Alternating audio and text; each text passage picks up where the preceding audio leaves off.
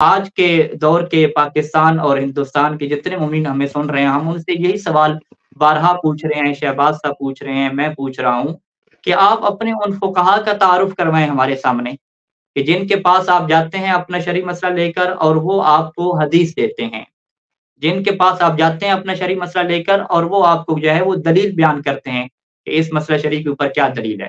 اپنے فقہا کا تعارف پیش کریں، کون کون سے جو ہے فقہا ہیں۔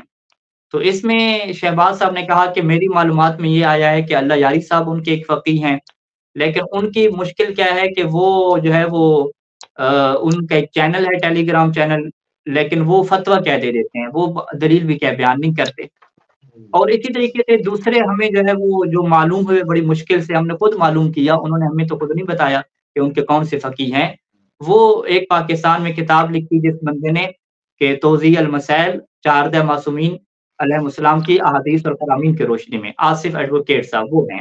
تو یہ دو فقیہ فی الحال ہمیں نظر آئے ہیں کہ جن کی طرف غیر مقلدین جو ہے وہ رجوع کرتے ہیں اور اس کے بعد جو ہے وہ جناب علی ان کی روایت کو جو ہے وہ قبول کر لیتے ہیں۔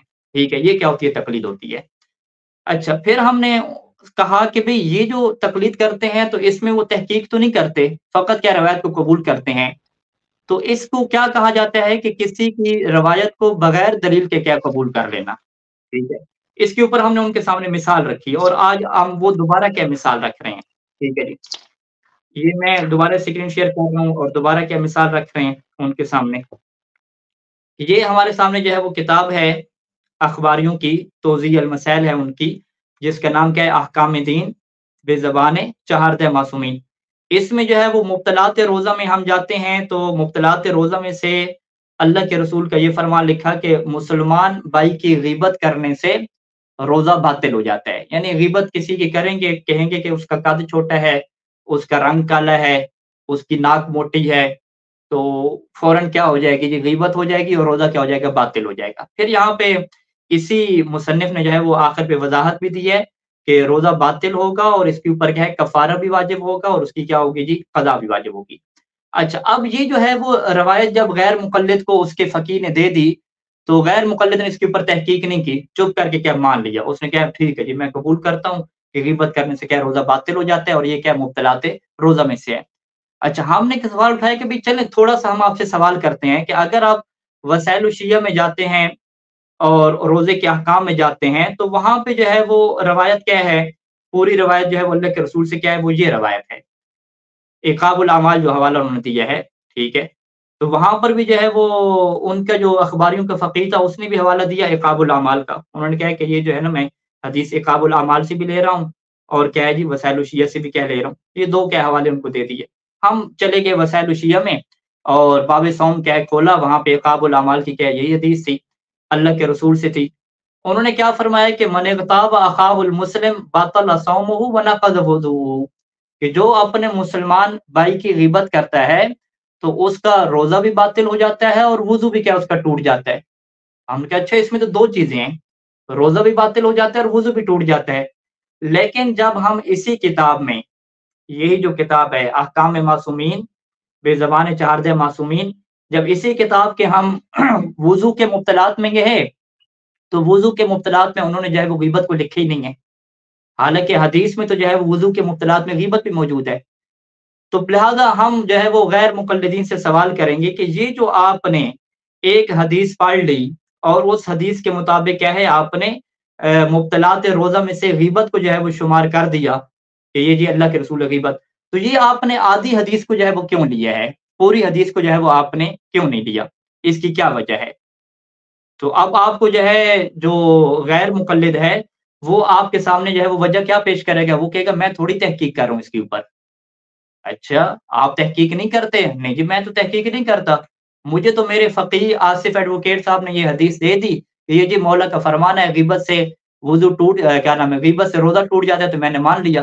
مجھے کیا پتا کہ اس حدیث کا دوسرا حصہ بھی ہے کہ اس سے وضو ٹوٹ جاتا ہے، اور پھر مجھے کیا پتا کہ اس ٹوٹنے کا جو لفظ ناقضہ انتقضہ استعمال ہوتا ہے اس کا کیا مطلب ہوتا ہے؟ کیا اس کا یہ مطلب ہے کہ ثواب اس کا ختم ہو جاتا ہے، وضو کا جو کمال ہے اس کی جو عبادت ہے اس میں نقص پیدا ہو جاتا ہے، یا خود وضو ٹوٹ جاتا ہے؟ مجھے کیا پتا۔ شیخ توسی اللہ رحمہ نے جب اس حدیث کو نقل کیا تو انہوں نے کہا کہ اس انتقضہ کا مطلب کچھ اور ہے، वज़ू टूटना इसका मतलब ही नहीं है। अच्छा, मुझे क्या पता कि यहाँ पे वज़ू टूटने से और रोज़ा टूटने की जो ताबीरात इस्तेमाल हो रही हैं, इन ताबीरात का क्या मतलब है? अच्छा, मुझे क्या पता कि ये जो अल्लाह के रसूल फरमाया करते थे कि तुम एक खातून से ये कहा कि जब तुम गालियाँ दे रही हो तो तुम्हारा रोज़ा टूट गया है, तुम रोज़ा इफ्तार कर लो। तो मुझे क्या पता कि मेरे फ़क़ीह आसिफ़ एडवोकेट साहब ने इस हदीस को जो है मुब्तलात रोज़ा में क्यों नहीं लिखा? हालाँकि वहाँ पे भी यही बात है। यहाँ पर भी अरबी ज़बान में है कि अल-ग़ीबत तुफ़त्तिर, वहाँ पर भी क्या है कि अस-सब्बु युफ़त्तिर, कि जो गाली-गलौच है वो भी रोज़े को क्या बातिल कर देती है। मुझे क्या पता, मुझे क्या पता, मुझे क्या पता, मुझे क्या पता। यानी क्या मतलब कि एक जो गैर मुक़ल्लिद इंसान है, वो फ़क़ीह की रवायत को कबूल करता है, उसके ऊपर उसके पास तहकीक नहीं होती। तभी तो जो है वो अख़बारी उलमा के जो बहुत बड़े मुहद्दिस हैं, शेख फ़ख़ुर आमिल रहमा, उन्होंने तक़लीद की तारीफ़ में यही लफ़्ज़ लिखे कि तक़लीद भी क्या है, कबूल रवायत को क्या कबूल करना है। तो किसी की रवायत को कबूल कर लेना, ये क्या होता है, तक़लीद होता है। तो अब हम जो है वो अख़बारियों से और जो गैर मुक़ल्लिदीन खुद से कहते हैं, उसके सामने हम 2 ही सवाल क्या रखते आ रहे हैं कि पहला सवाल तो यही है कि चलें ठीक है, हम आपके तरीके के ऊपर कोई एतराज़ नहीं करते। भई दीन के ऊपर साहब ने अमल करना है ना, दीन के ऊपर साहब ने अमल करना है, आपका तरीका क्या ठीक हो, आपका तरीका ठीक है, लेकिन अपने फ़ुक़हा का तारुफ़ तो करवाएँ। क्या यही फ़ुक़हा हैं?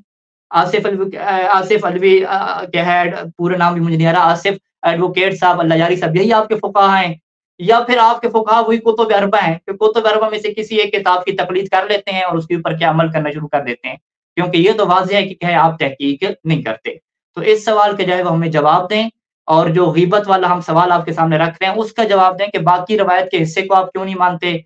वुज़ू में आप क्या ऐसे क्यों नहीं मानते? और सबो शितम से जो रोज़ा टूटता है, उस रवायत को आप क्यों नहीं मानते?